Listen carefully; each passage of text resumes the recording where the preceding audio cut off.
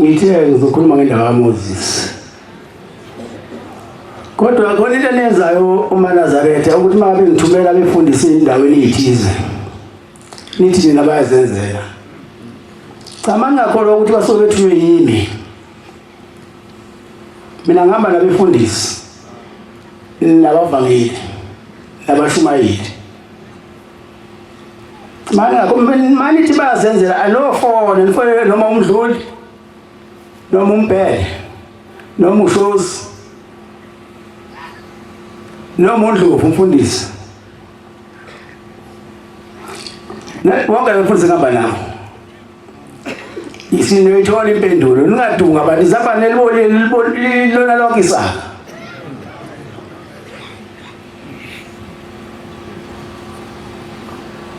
nibahlonipheke abangcotshwa ukuqala nje kodwa mangabe khona ningatholanga khona kahle anofona nifona befundise ngaba nabo noma umbhayeli udluli noma abashumayeli laba basuke besetafuleni so niphendula sithi akukho lokho makukhona khona njengoba beya lapha ya elisuku babethuwe yimi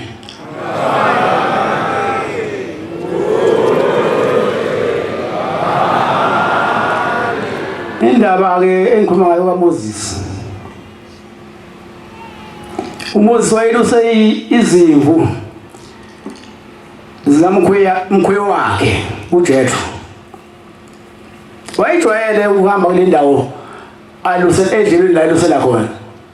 Kodwa mase uNkulunkulu efuna ukuyibonakalisa ukwenze into ezoba isimangaliso kuwena. Wathi ke ngelinye ilanga ke sehamba ke eqhubazwana izimvu wasebona isihlahla sivutha. Kodwa asingasho ukuthi uNkulunkulu wayefuna ukukhuluma naye. Eyibonalisa ngokuba sesihlahleni abe isimo somlilo. Wasexwaya uMoses ebona lesihlahla sivutha. Wasechezuka endleleni esolela ngakusona. Eqoke imbatata zakhe. Mayisondela ngakusona waseqhamuka izwi esihlahleni esisondele eduzane. Laselimbiza lithi Moses khumbula imbatata zakho kuba le ndawo usukuyona manje ingcwele. Mase kufika uNkulunkulu noma kuyiphi indawo iphinde kube ingcwele.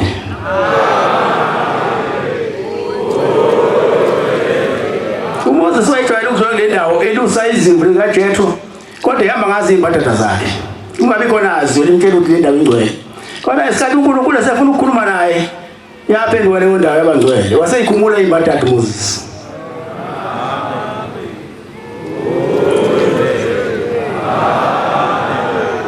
njengoba nathi ke eNazaretha imbatata singayi oki masingena la endaweni yethu engcwele.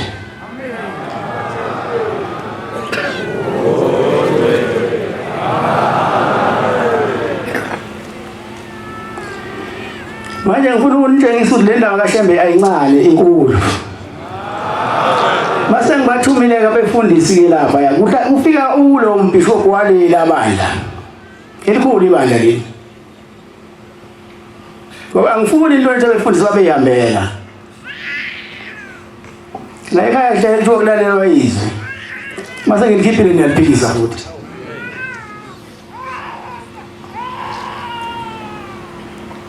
Abefundisi babethiwe yimina. Kangcono mhlawumbe nithi babezenzela okwabo umfundisi oyedwa ngeke bahlangane ngokubi abefundisi bonke. Imina ngibathumile.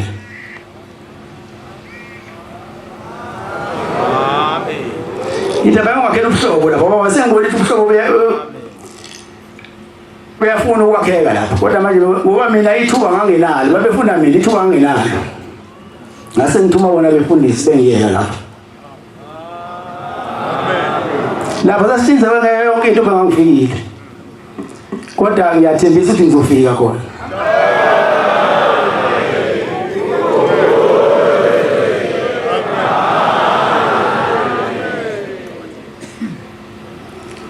Mase liyamba abefundisi yakhona ngila ngibathume ngalo. Afike yangena inkonzo yasekuseni abantu bakhona babekhona.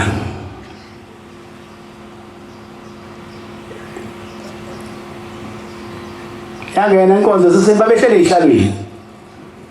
Egqoke icathulo. Phela njengenhlala yenza okuyisonto labo. Kodwa wasekufika okukhulu.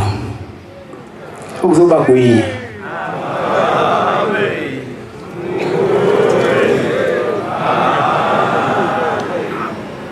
Yazi yaphuma ke inkonzo yasekuseni beyigqokele kahle abantu bakhona kodwa ithema sebizwe inkonzo yesabatha lasemini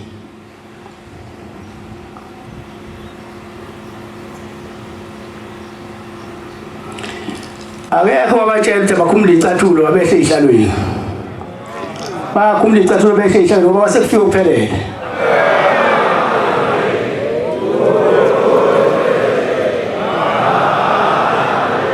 Nina Nazareta ngabe ngihambela phezulu lento yini yona lento eliphelele.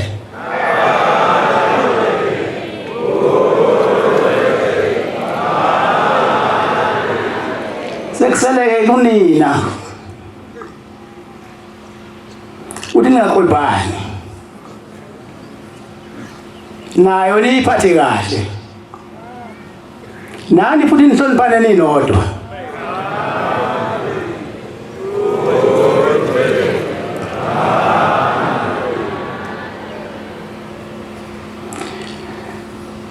Behla ezihlalweni ngoba kwasekufike uphelele. Ongaphelele kwaphela kwasekubuso kaShembe. Mase kuphele nenkonzo base bayishaya umgidi nalabo bangali bajoyina laba ngakithi washaya umgidi. Lokushaya kuphelele.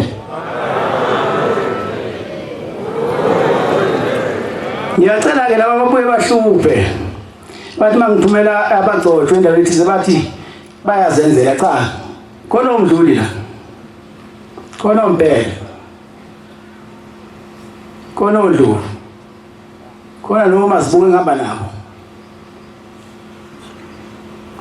Mangabonanga ngasolinye laba nontombe labakhona. Mangaboni kahle ukuthi bakhuluma iqiniso ukuthi bathiwe yini. Anofuna lamadoda engikhuluma ngawo. Ayonichazela, ayobuyeze kumina bese siyalithola izwi bese singichazela. Ungayiphikisi into mayikhuluma noShembe. Ningi indlela zokulahlwa lekhaya. Uyalahlwa uhamba nathi. Ngani ngokuphikisa uShembe? Ungenwa lo moya walamadoda amathathu. Ethi wathi uShembe wethu ngiyale bathi bona thina sizothi abantu mawuthi abayelethi nesothi abantu abayengaphi. Phuma lapho eNazaretha. Akekho umuntu wathi hamba nile Lesotho. Isibona nje ngekhanda lakho ukuthi liyozwa Lesotho ngekhanda lakhe.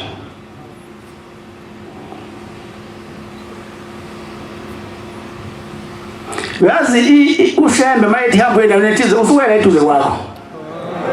Ehamba nawe.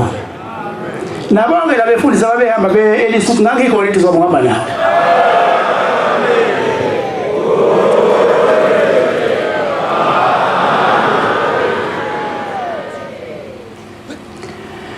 Ngibonge-ke maNazaretha ubuhle bomhlangano. Wala bethimba lethu ungena. Namhlanje sesimaphethelweni. Ngibona konke kusahamba kahle.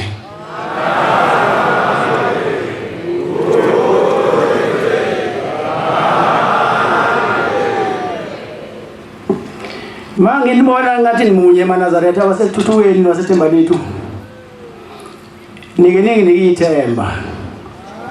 Lokuthe ngifundisa kona kwangene inhliziyo zenu.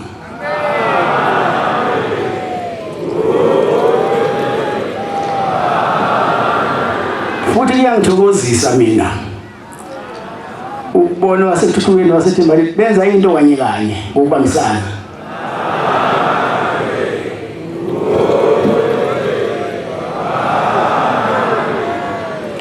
Ubunye into ebalekile maNazaretha la esontweni.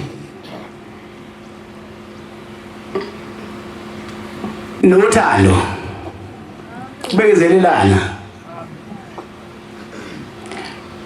Nokubambana ngesandla nibe munye ngamaNazaretha.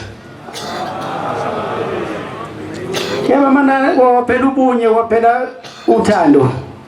Nivulela uSathane indawo ongena uyosebenza ngani.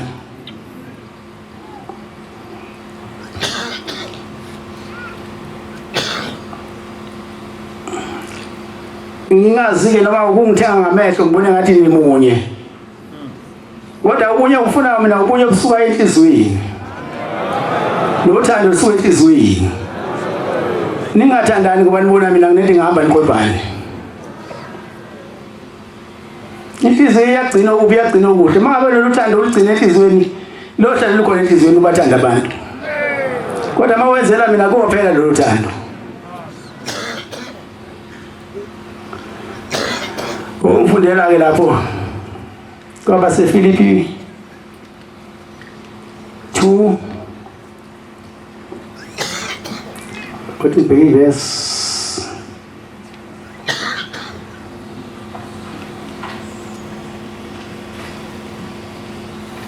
Filipi 2 verse 2 kuya 4. Uma kukhona ukuthokoza abantwana kaNkulunkulu waya ayathandana abangeke ahlukane uthi bangeke axabane bangeke ahlukane uthi bangeke axabane ayumade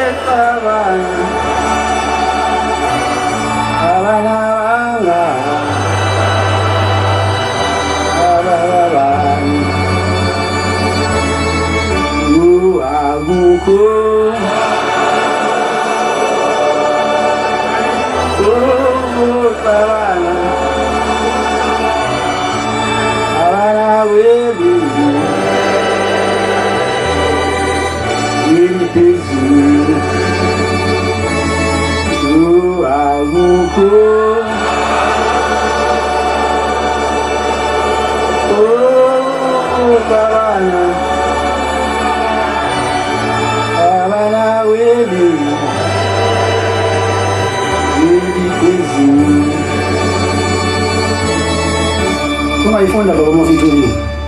Nenze ukujabula kwami kuphelele. Awusho baba kuzwa. Nenze ukujabula kwami kuphelele.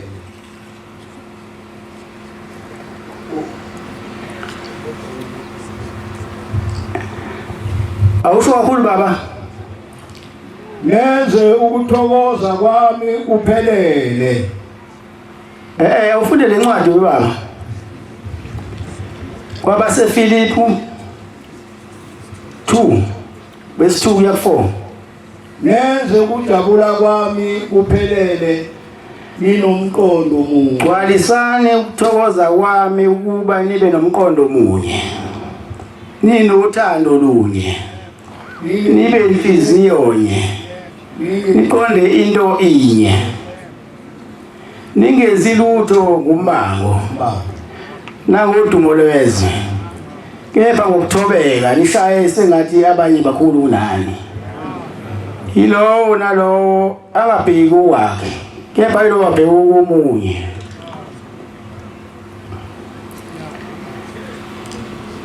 Iyabonga baba.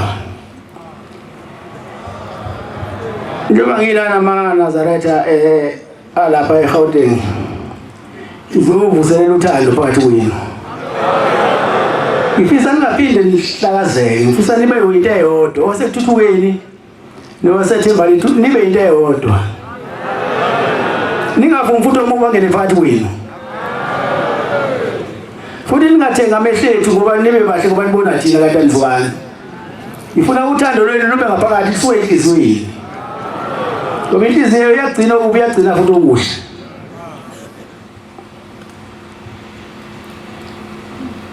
Mina njalo mangifika lana ngiyofika ngithi nibahle. Ububi kodwa buyosala nani ngoba inhliziyo yomunye igcwele okubi. Kodwa mina isithuko sami ukuthi abantu bahlale beheleza umoya wothando phakathi kwabo.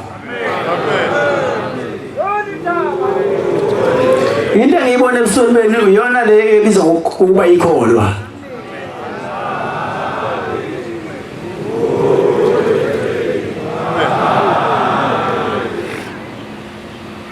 Ubusobelo kuyilento ekuthiwa yikholwa. Nitshengisa ukuthokozelana, angazi noma lokhu nikwenza ngoba nibona mina yini. Eba mina ngifuna njalo noma ngingasekho usengamile, nisale nithokozelana nithandana. Baba ubungcwele beyabaleka mangabe ninomsindo. NoNkulunkulu uyabaleka ethi uzokubantu abanomsindo. uNkulunkulu uthanda abantu abahlale beyithobile. Abahlale bethandana usuku nemini. Abanganqaphelani. Ngifisa ke nibe njalo bantwana baNkulunkulu. Ukuba phakathi wenu sonke sihleleze umoya wokholwa, nomoya wokuzwana. Usebenze ubunye. Nimbone futhi umuntu enifaka eweni. Nishehle kuyena. Ngoba omubi akafuni ukuya yedwa endaweni yobumnyama, ufuna ukuhamba nabaningi. Into ebaluleke kakhulu maNazaretha ukuthi umuntu nomuntu akhumbule ukuthi mhla efika la wayizokwenzana. Mawungakhohlwa ukuthi wawufika ulethwe yini la. Uyojoyina amaqembu eMgulukudu ayobhidisa isonto. Kanti mayindoda isukuma la ithi ngekhetha inkosi yasePhamini isukuma ibe yodwa. Pho labangani subatholaphi? Kuba waphama wedwa wathi ngekhetha inkosi ima wedwa. Nomnyango wezulu olingana wena wedwa. Ngisho indodana yakho, ngisho umkakho ngeke nawe. Uyongena wedwa.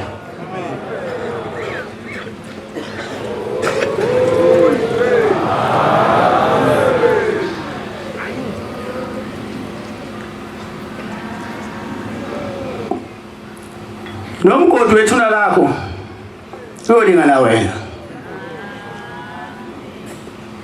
Ukholwa kwakho akube okwakho, ungabe ungumkakho. Ungakhishwa umuntu usuphakathi endaweni engcwele. Nayo uqhamuka le nihlangana ngokubi. Ngisengaphandle nobabili. wayethi umkhulu inyanga yezulu mahleka abamaphekula ahambile ngoba hambile le kude kunalabo acashe lapha kwethu uphekula nje ukuthi ngithi abefundisi ngibathuma lele sotho ngiyokwakha leli bandla ukuthi likapakele naseyindaweni ezomakhelwane kube khona umuntu athi bayazenzela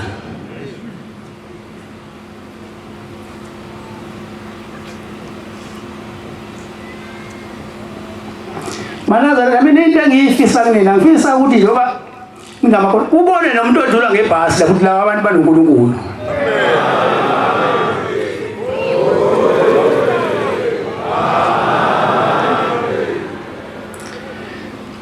ngifundela ke lapho T2 3 verse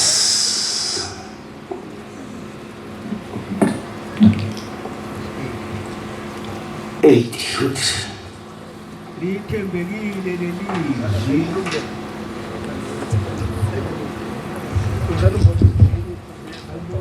oh kuyasa usitela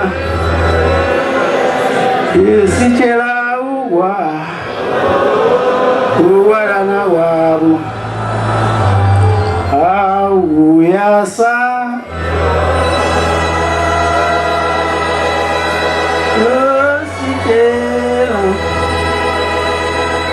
Isitela uwalana wabo gantiye useyanga umnazareta ithandana awe bambele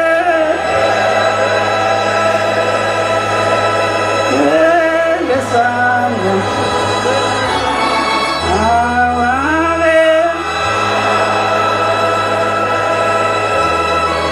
umuntu munye awe bambele ngesandla Isalawe Yemundu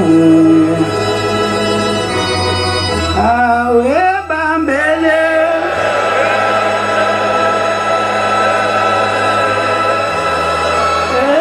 ngesandla awe bambele umuntu munye ibambele ngesandla salawawe emuntu amanazareta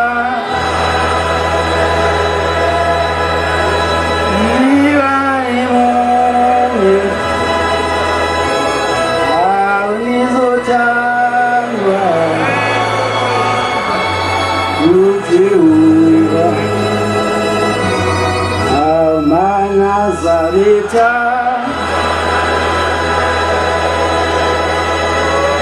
Niwani munye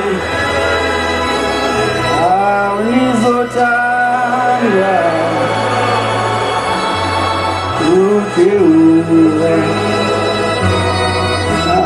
Ningasale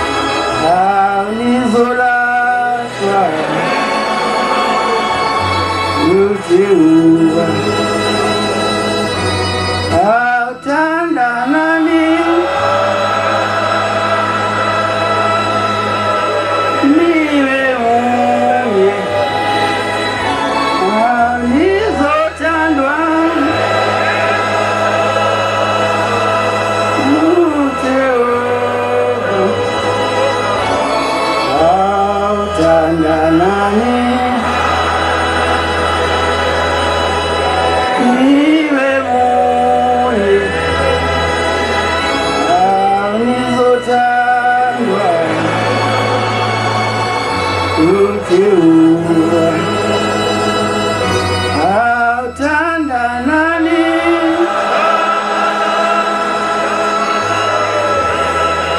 niwe munye awuzothandwa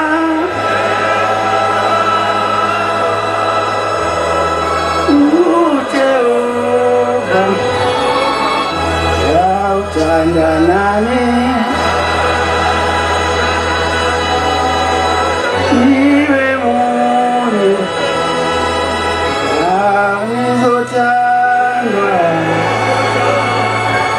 uthiwa. Singayifunda baba sithuli. Bayani izifundiso zamanga. Lithembekile lelizwi. Ngithanda ukuba webaba lama glasi yangisitha ngizwe emadleleni. Baba Mavuso ngizwe emadleleni lama glasi yangisitha. ngithanda ukuba uqinise impela ngalezi zinto. Uthi ufunda yona nje baba? Ubani incwadi oyifundayo? Titus. Bani? uThithu, incwadi kaThithu 3 verse 8. Verse 8 baba. Yona leyo baba? Yona. Awuliphindeke baba. Lithembekile lelizwi. Ngithanda ukuba uqinise impela ngalezo zinto ukuze abakholwayo uNkulunkulu bakhuthalele ukwenza imisebenzi emihle. Lezo zinto ezinhle zinosizo kubani? Ngiyabonga baba. Lithembekile lelizwi.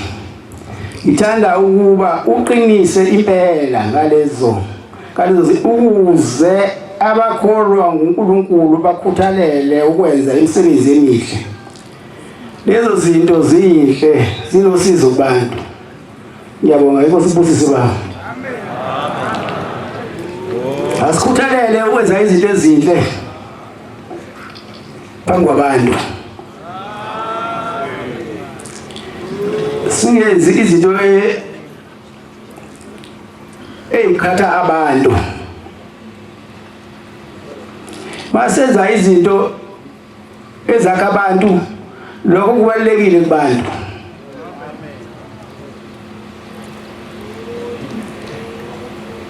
Ngoba yonke into esiyenzayo sila ethempelini uzokwakha abantu.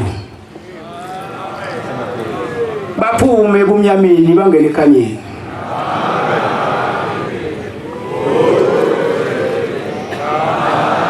Ngiyacela ke eNazaretha amahle.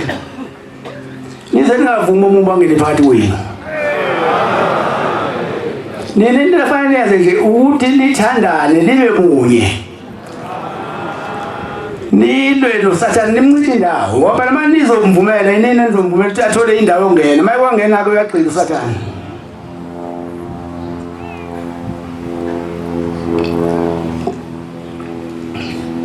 Ngoba isikhali esokulwa noSathane sinye.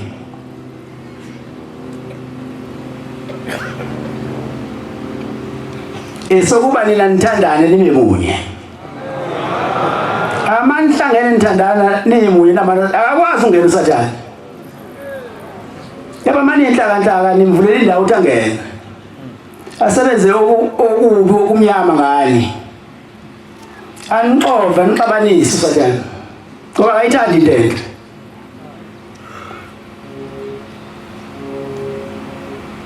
Abanye ke mana zathi kuyenzeka umuntu aphume sekhona emzini oyingcwele khona. Ngokuvumela inhliziyo ukumdukisa.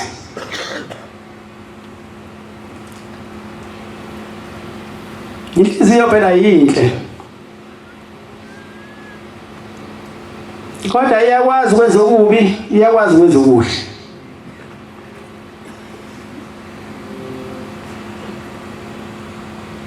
Iyakwazi futhi ukukhipha usuphakathi esontweni endleni kaNkulunkulu. Sihambe nawe thina basibona umuhle kanti inhliziyo kade yakhipha inhliziyo yakho. Wayivumela.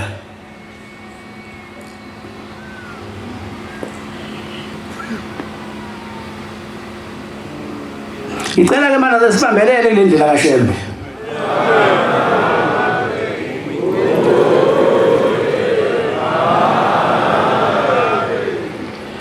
Ngoba ayikho indlela.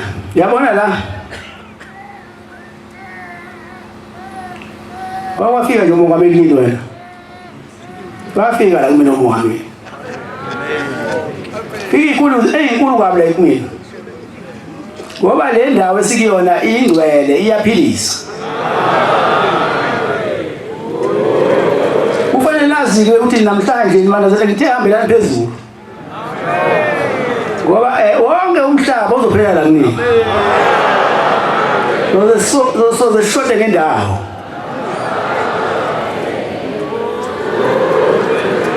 Angeke nibonela besanga khona u1 day banjani. Bangakanani abangayigqokeli kwemhlophe. Ngifisa ukuthi nalabo abakhona namhlanje abangayigqokeli kwemhlophe. Bathi mabephuma la. Baphume bezizwe ukuthi ekade bekubika. Nokade kubaphethe. uShambe uyashesha ukulalela futhi uyashesha ukuphendula. Baphumeke labantu sebephilile babagulayo. Abantu izinto ezithize baphume seyiphelile lezo zinto abanazo. Ngoba le nqola yethu ayigcwali, ngeke futhi igcwali. Uthi ubaba mkhulu abantwana bakhe bangawufaka kokolo phezulu kwedliza lakhe. Ngoba ufuna ukumila abe umuntu omkhulu omboza umhlaba. Namhlanje umhlaba uyabona siyawumboza. Kodwa amadoda amathathu asikuwa nawo baba mkhulu into abazo akapheli. Phela nobe niphenduke eManazaretha nibothi lento kwagarantwa ngayo ukuthi lento ngeke isaphela.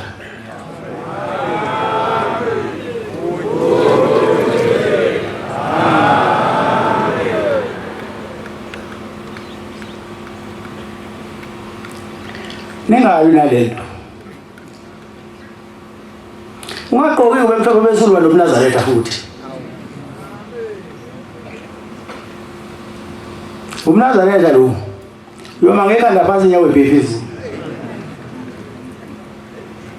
Wayethi baba lento ungali nayo iyakhahlela lento.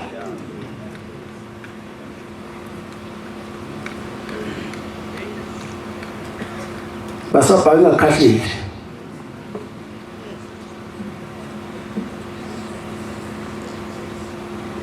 Asingakuphoqi ukukholwa kodwa kube uvuma kwenhliziyo. Bayingakavuma inhliziyo incenge. Ngoba mawuphoqa uzohlupha la. Uzohamba kale mhlanga lasebumnyameni. Ngoba wena awunako ukukholwa. Inhliziyo yakho ayivumi. Kodwa yikho bemhlophe igqokile inhliziyo kodwa ayivumi. Into eyimbili lesi. Kanti fanele usebenzise inhliziyo. Hayi ngoMnazaretha. Yabona kunabantu abamaNazaretha la kodwa abangayigqokile ngoba ngoba bayayazi ingubo yonqoba. Manje mawuyigqoka bese uba yiphiqiphiqe esontweni unqoba wakho uzosephele yipi.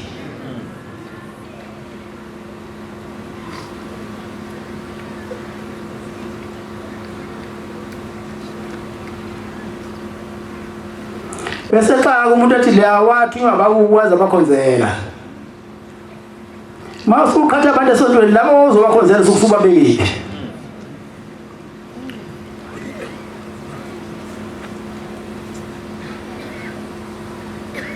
Nyawazi umthetho la ukuthi mangabe wena othunyiwe uzokhonzela abakini mangabe usulwa noShembe nokulwa namakholwa bayakhishwa endaweni enhle babe kwendaweni elunyama. Baphilela la kathi bakhiphe khona. Bekhishwa uwade bekuncendile ukuthi hamba mntana nawo asibanibani uyosikhonzela lapha. sesithembe wena ngoba la sikhona siyalimala.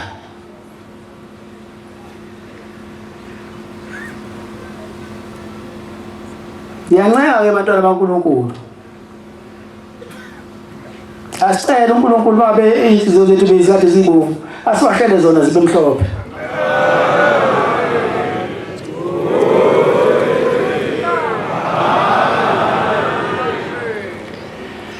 Masihlangene la bantwana baNkulunkulu suke sizogezwa ngehisopu insipho yasezulwini.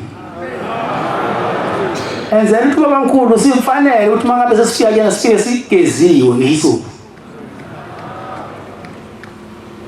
Sizohlanjulwa, sizobhala amagama ethu encwadini yokuphila.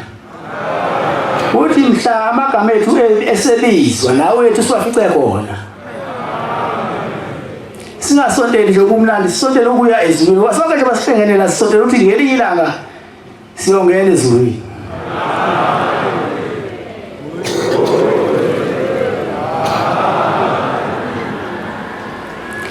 Manazaretha alapha eGauteng, mina angizile-ke uzonishumayeza.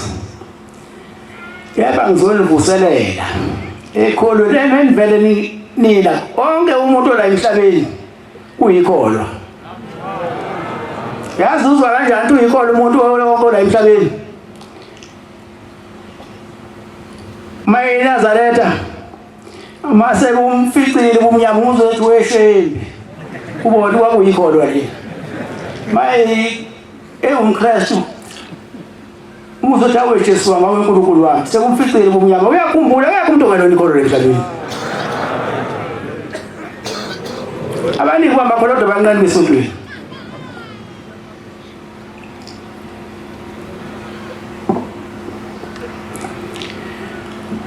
Ngizonivuselela ke Nazaretha ukholweni ebenivele ninakho. Ufundela ke la incwadi ke uJuda 1:2-3. Ngiyanivema afowethu wethu udade wethu awozani namhlanje awunangu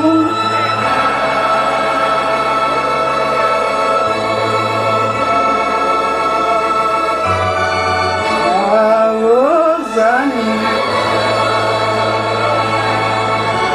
namhlanje langu umpumuzi awozani namhlanje langu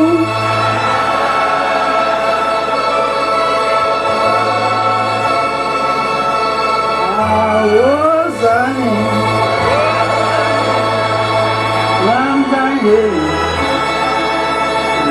langu umpumuzi uyanilema anilowa wabapangisani nisukume awozani namhlanje langu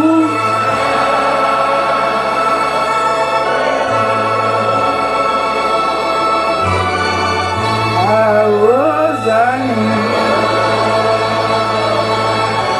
namhlanje langu umpumuzi awozani namhlanje langu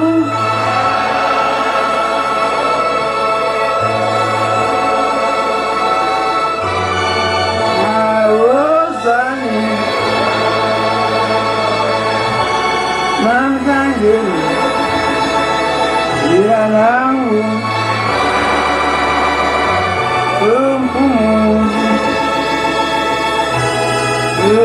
yanibeba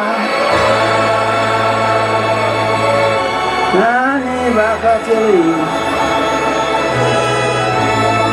yo imitwalo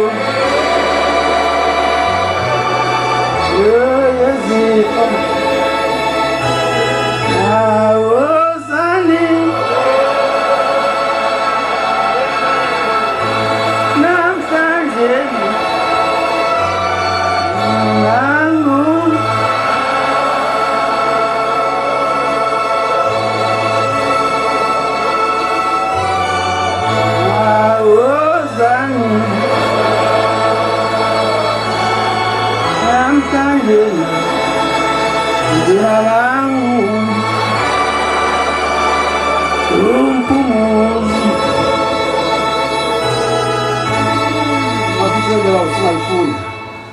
ukuba ngathokoza lapho kufika abazalwane befakazela iqinisa lakho njengokuba uhamba eqinisweni.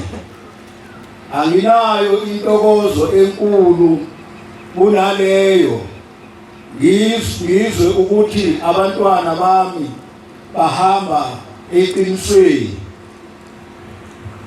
Awuphinde baba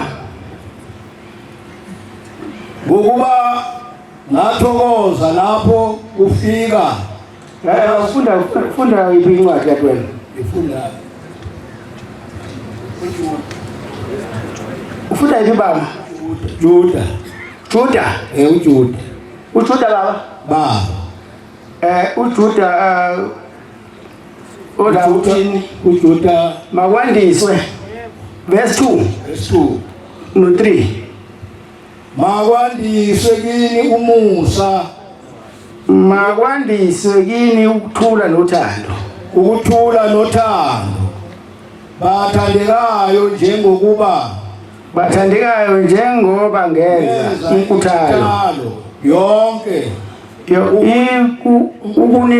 ukunilobela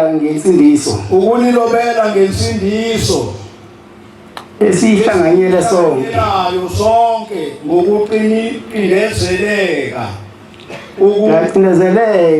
bacindezeleke ukunilobela ukuba ngivuselele ukulwela inkolo abayinikelwayo abangcwele kwabanye. Ngiyabonga baba inkosi ibusisa.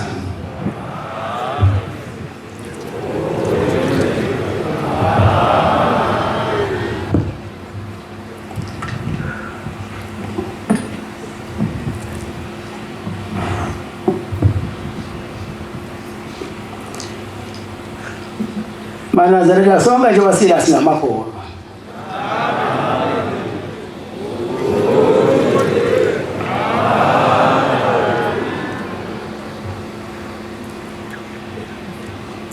Kepha-ke mina ngiyacela sikhole ngeqiniso. Singabe ngabazenzisi. Sicele nothando lokuthandana phakathi kwethu. Lukhule ngamandla.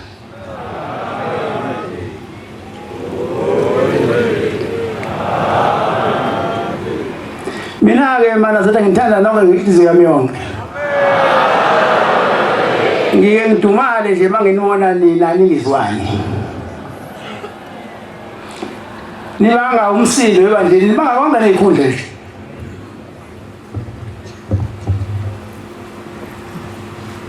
Ubaba-ke wayekasho ngenye indlela athi uyaxakeka nje amadoda emadala ebangaleya nto le. Bayaza babe khona ukuba kubangwane. Wethu baba kubangwane.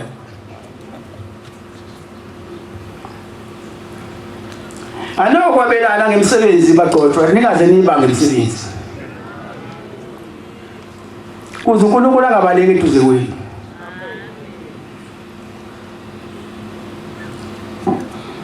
Baphela mangibona ngixabana ngazwani.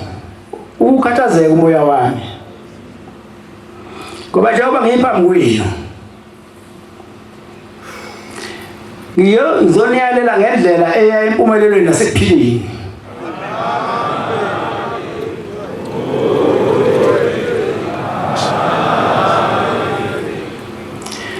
sengiya ngasemaphethelweni bantwana bakho yenzana okuhle phambi kwabantu ukuze babone ukuthi kumnandi kangakanani uba kanjani uba eNazaretha. Ngoba umhlaba wonke usuyibonile lento yenu. Wenu ukuvula izandla nibanike nibamukele bese nibanike inkudumalo lapho bazizwe besekhaya. Ngokushamba ungabo bonke abamthandayo. Amen. Wakhona uzofika nongakafiki uyezayo la usheke kwakhe. Nize ningabacwasi. Ofundele nayo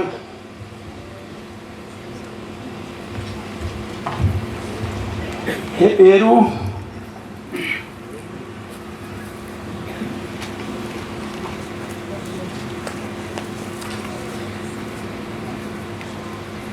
Hebrew 13 verse 1 no 2.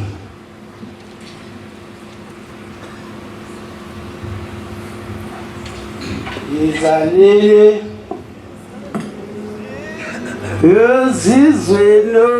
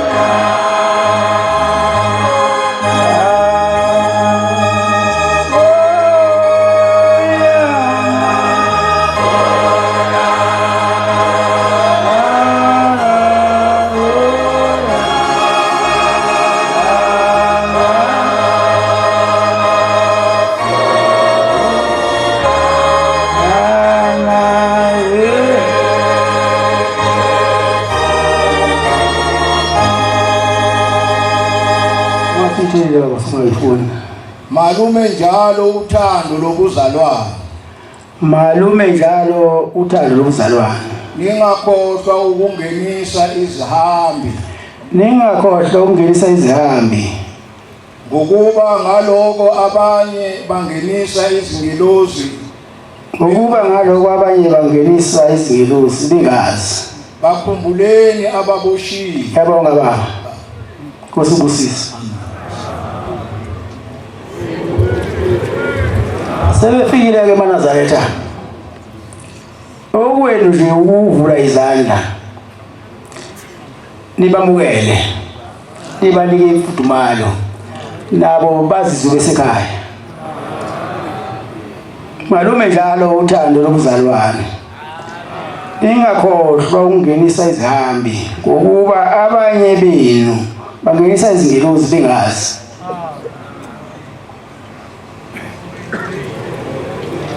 Alo bamukela ke labantu abafikayo zathi ezimhlophe. Nibanike imfudumalo, ningabaniki indumalo. Nibaphe nothando. Ukuze nabo bazizwe wonke umhlaba uzophela. Abantu sebebonile ukuthi nayo indaba la ikhona.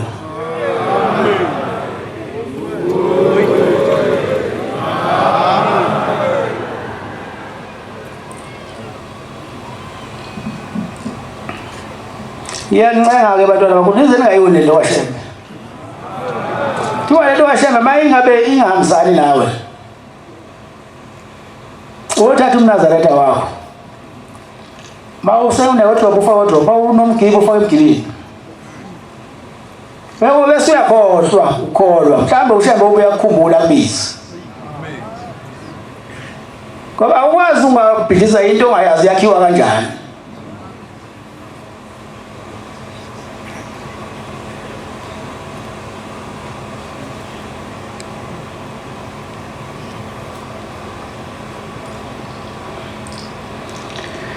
Umkhulu inyanga yezulu uthi sengubasile lo mlilo. Yewe ngibona nje ucisho ubani.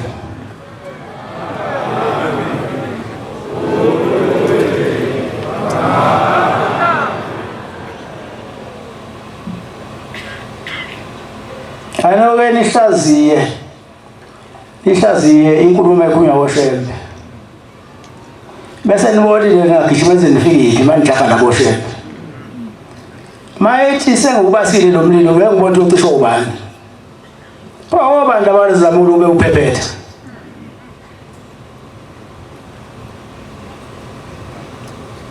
Umkhulilanga uthi hlakaniphani njengamajuba. Ungabe njengommese uyasiyolisa yosayithu aloba njengereza lisike masetonke.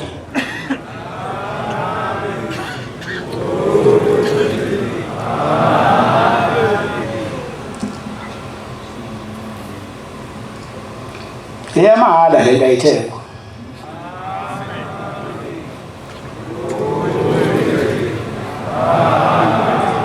Manje akuselula ukuthi uyicishe lento. Ngoba sifana nomlilo wequbula ishu kwangwangu ubamba ngala ukuthi ifana nomfulu ungenisa. Into ongakwazi ukuthi uzoyibamba kanjani uzibloka kanjani ukuthi ubloka ngapha kuphume ngapha amanzi.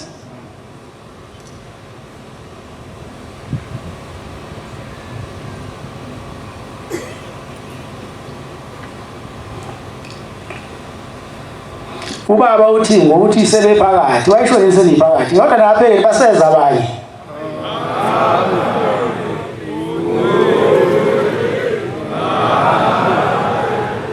Ngeba senza sonke sobuya sesibuya nezinye inkulungwane lezigidi.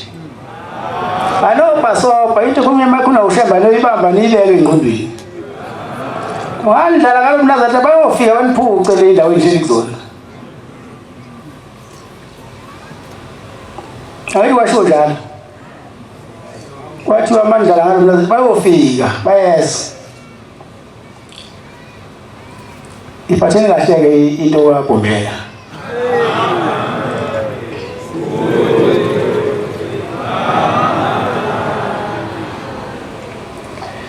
Uyabona alikho ibandla elibhabhatisa njenganathi. Uphabhatiswa inkulungwane lekhaya.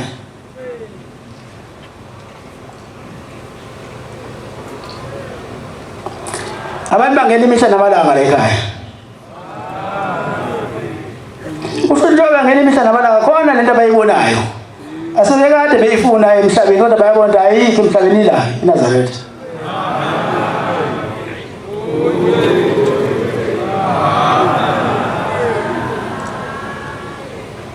Kufanele ukwazi ukuthi lento ngeke isaphela futhi lento eyathi mayiqalwa eqaleni yasiyabethelelwa wathiwa uGamtrilo olapha ya mawusekhona noma ungashabalala wona kodwa yona ayisashabalala.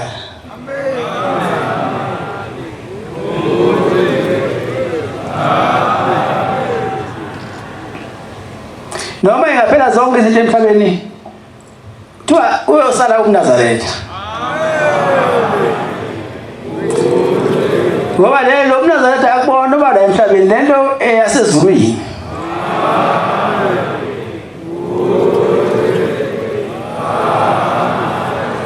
Sengiphetha-ke bantwana bakaNkulunkulu lapha ekhaya-ke abantu babizwa ngey'ndlela ey'hlukahlukene. Omunye uthunywa bakubo abalele ethulile lomhlaba ukuba azobakhonzela, abahlawulela amacala abamba bewenzile.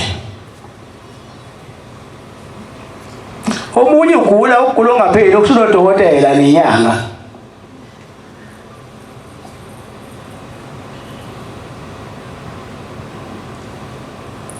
Bese zakule nyanga engaphathi igwama afika aphume esephila leka ngaphandle ukuthi simthinde.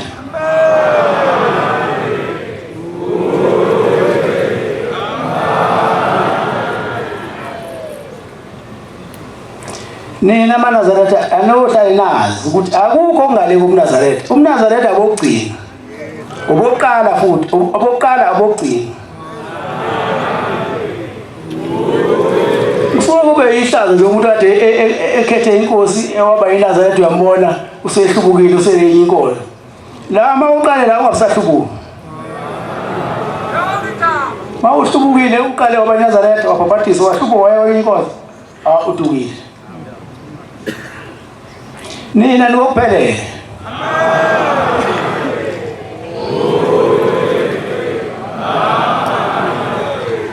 Sengivala-ke amaNazaretha, ngiyanicela amaNazaretha. Abomyeka umuntu oyiNazaretha mayephuma nje kaHlembe ombuyisa umkhalimo umbuyisele endleleni. Wena usuzokhulu ngaye. Nkosi busizindlwini.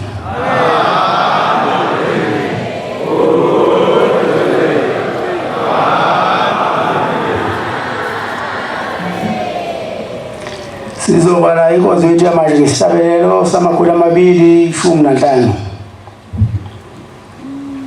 215. Bacela umshumayeli umculo waseNamani asihola isabelelo inkosi Mbusisi.